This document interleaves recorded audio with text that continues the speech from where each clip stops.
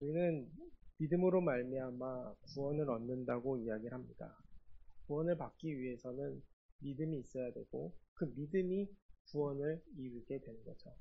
그런데 잘 생각해 보면 누구의 믿음이 중요한가 생각해 보게 됩니다. 내 믿음이 중요한가 라는 거죠. 내 믿음이 정말 완전한가, 또 온전한가, 확실한가 이렇게 생각해 보면 우리의 믿음은 늘 흔들릴 수밖에 없습니다. 맞는가? 진짜인가? 확신에 가득 찼지만 한순간에 무너질 수 있는 것이 우리의 믿음입니다. 그렇기 때문에 우리는 우리의 능력으로, 우리의 믿음으로, 우리의 행위로 결코 온전히 구원의 역사를 이루지 못합니다. 나 하나조차도 구원받기 어려운 것이 우리의 믿음일 수 있습니다. 그렇지만 그 믿음을 믿음이라고 이야기할 수 있는 이유는 하나님께서 의롭게 여기셨고 또 의롭게 생각하셨기 때문에 하나님의 인정하심으로 우리는 믿음으로 말미암아 구원을 얻는다고 이야기를 합니다. 결국 그 구원의 역사는 나 혼자만 이루는 것이 아니라 하나님이 함께 하셔야 되는 것이고 하나님이 인정해 주셔야 되는 것이고 부족한 우리를 의롭다 여겨주실 때 그 의로움이 드러나게 되는 것이죠. 결국 구원은 나 혼자서 또 내 믿음 하나로 이루어지는 것이 아닙니다. 하나님의 인정이 필요합니다. 오늘 이 욥기가 바로 그러한 내용 같습니다. 또 그런 내용이기도 합니다. 우리는 욥을 어떻게 생각합니까? 욥은 유명한 사람입니다. 성경에서도 많은 사람들이 있지만 욥에 대해서 모르는 사람들은 별로 없을 것입니다. 욥을 알고 있고 또 본받아야 된다라고 우리는 생각하고 말하고 있지만 내 인생에서는 그와 같은 삶이 없었으면 좋겠다라고 생각하는 바람이 늘 있습니다. 그래서 사람의 이름을 지을 때 김사무엘, 이다윗, 여러 가지 성경의 이름을 사용하는데 자기 이름을 욥으로 사용하는 사람들은 거의 본 적이 없습니다. 또 이름을 자기가 개명할 수 있는 상황에서도 자기 이름을 김욥, 이렇게 이욥, 욥이라고 사용하는 사람들이 없죠. 그 이유가 무엇일까요? 그가 고난의 아이콘이고 또 고난이 무엇인지 알려주는 사람이기 때문에 이 고난 때문에 내 삶이 고난이 엮여 있으면 안 된다고 생각했기 때문에 대부분의 사람들은 자기의 이름에 욥이라고 이름을 넣지 않습니다. 결국 욥기는 어떤 책입니까? 고난을 이야기하는 책이지만 결국 하나님을 믿음으로 인해서 또 하나님을 의지함으로 인해서 그 구원의 역사가 이루어진다라고 말하는 책이기도 합니다. 1절에 그는 우스에 산다고 말합니다. 우리가 어제까지 나누었던 그 오바댜가 경고했던 그 에돔 땅입니다. 그가 살던 시대는 정확하지는 않지만 정확하지 않습니다. 그 이유는 이스라엘 사람도 아니고 이스라엘 사는 사람도 아니기 때문입니다.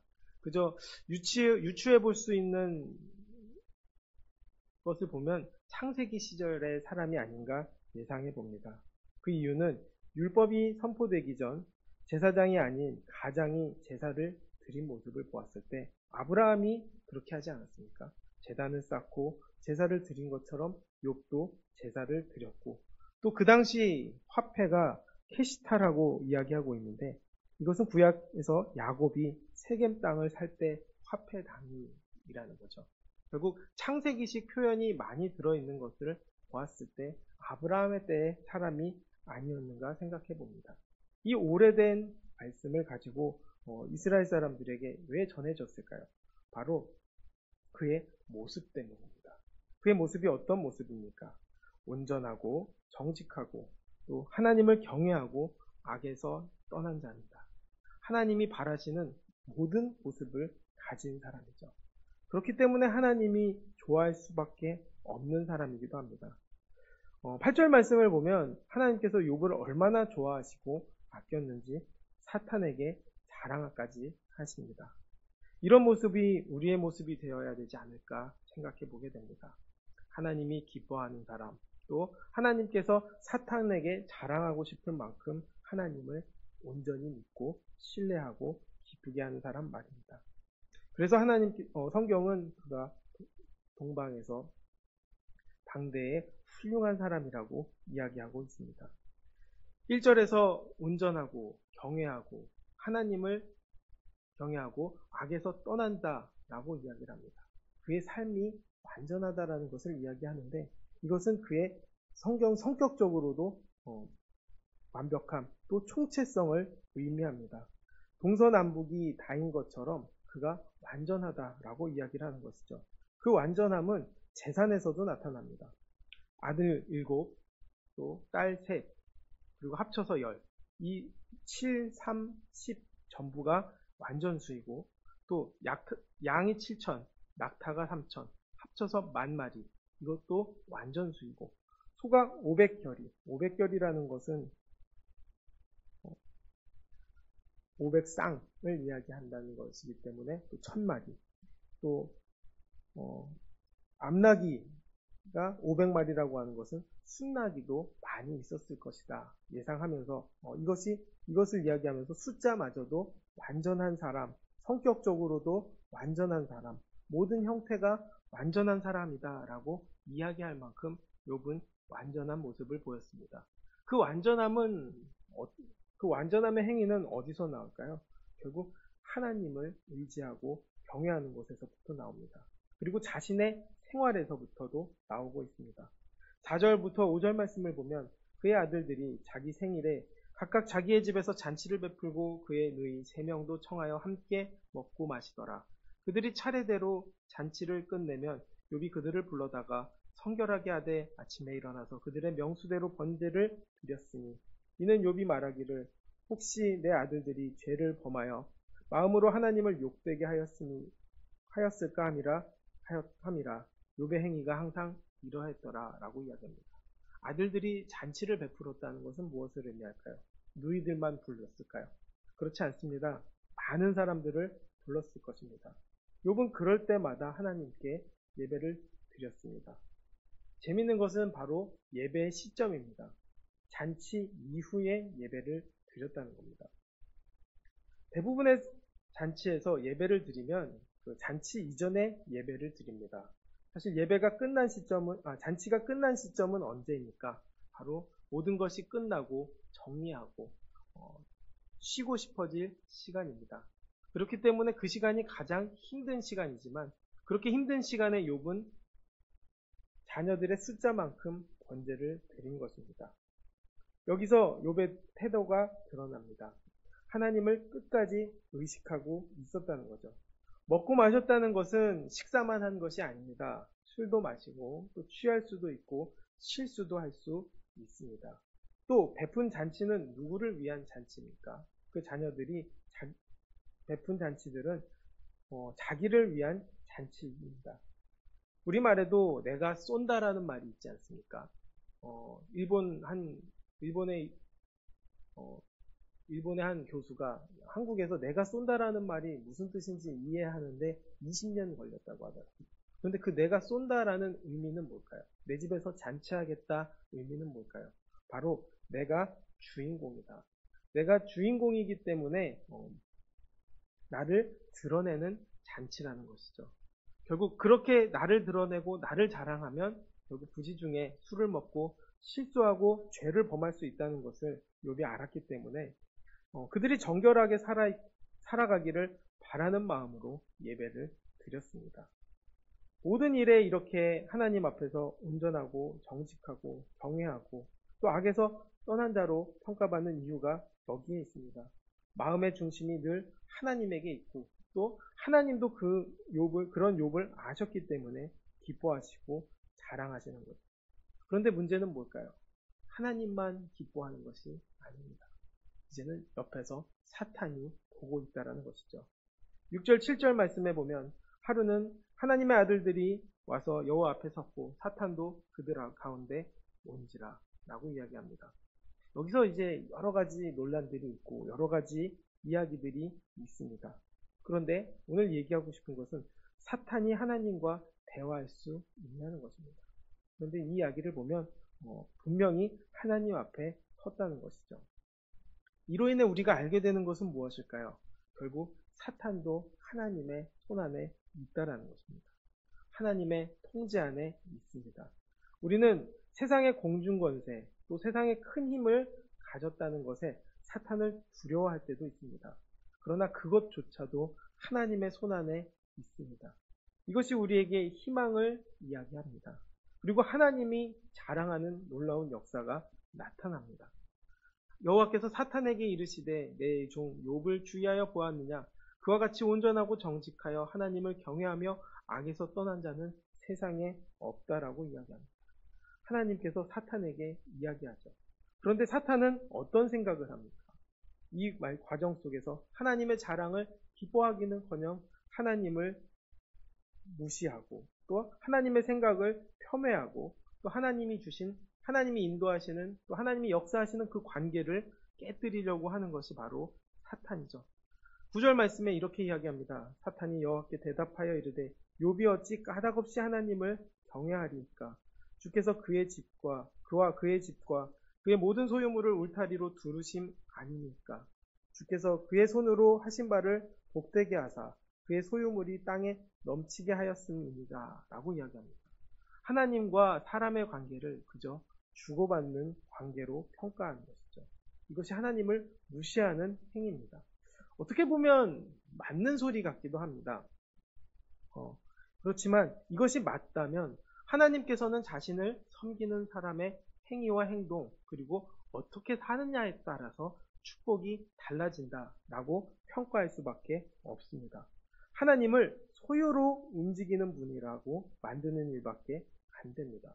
세상의 신들은 어떤 신들입니까?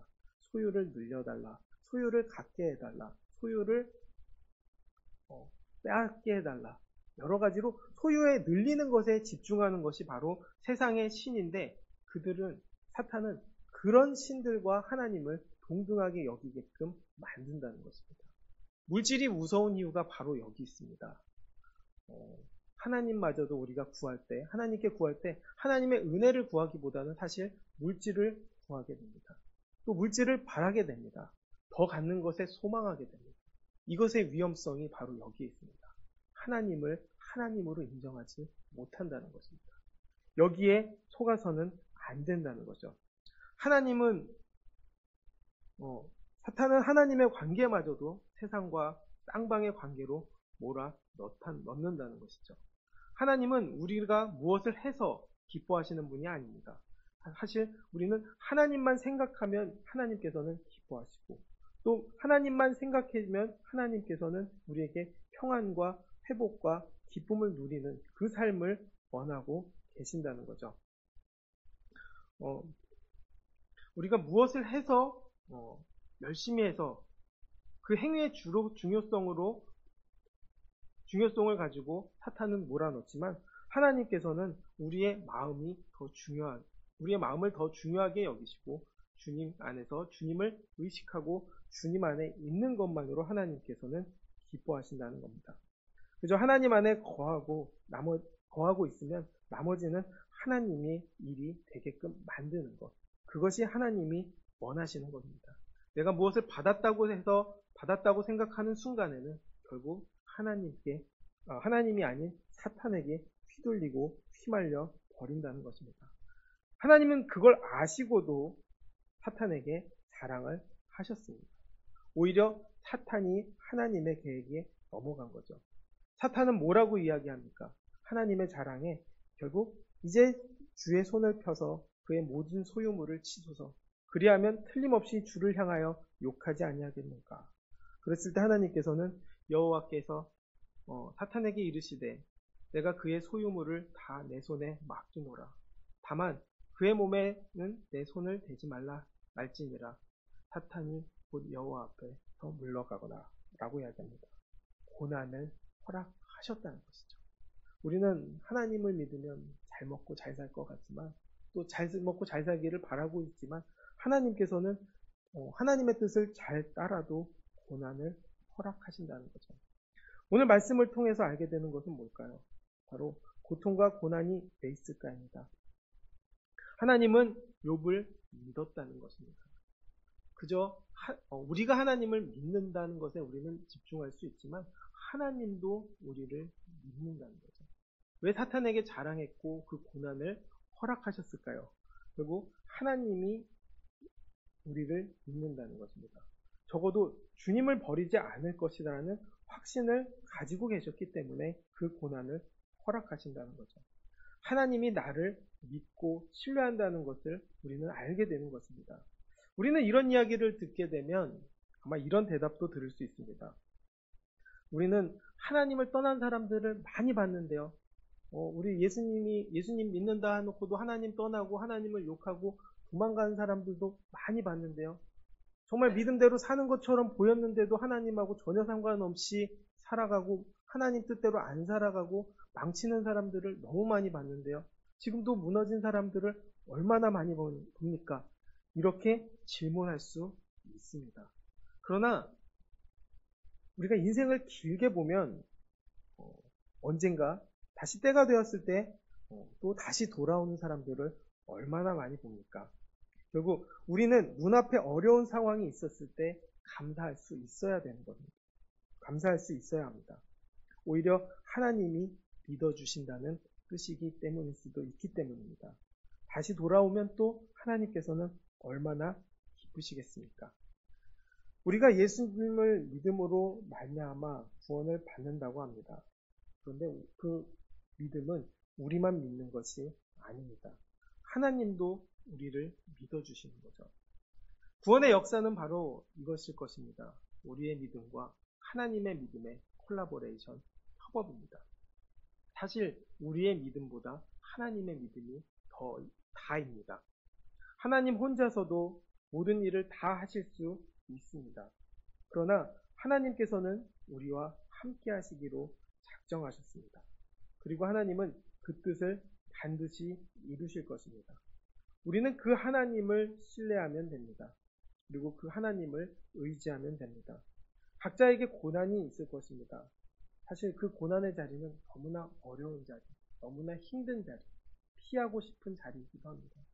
그러나 그 고난의 자리가 그저 고통과 고난의 자리가 되는 것이 아니라 하나님이 나를 믿어주신다는 신뢰의 자리, 또 구원의 자리, 나와 함께 하시는 은혜의 자리가 되는 것을 믿게 되기를 바랍니다. 결국 주님과 같이 우리가 주님의 뜻을 따라서 주님의 뜻을 이루는 우리 모두가 되기를, 이 고난을 통해서 승리하는 우리 모두가 되기를 예수님의 이름으로 축원드리겠습니다. 기도하겠습니다. 하나님, 우리 안에 고난이 있습니다. 우리에게 고난이 너무나 버거울 때가 있습니다. 너무 힘들어서 하나님을 떠나고 싶은 만큼 어려울 때가 있습니다. 그럼에도 불구하고 믿어주시는 하나님의 사랑에 감사드립니다. 우리에게 믿음을 더해주시는 하나님의 은혜에 감사드립니다.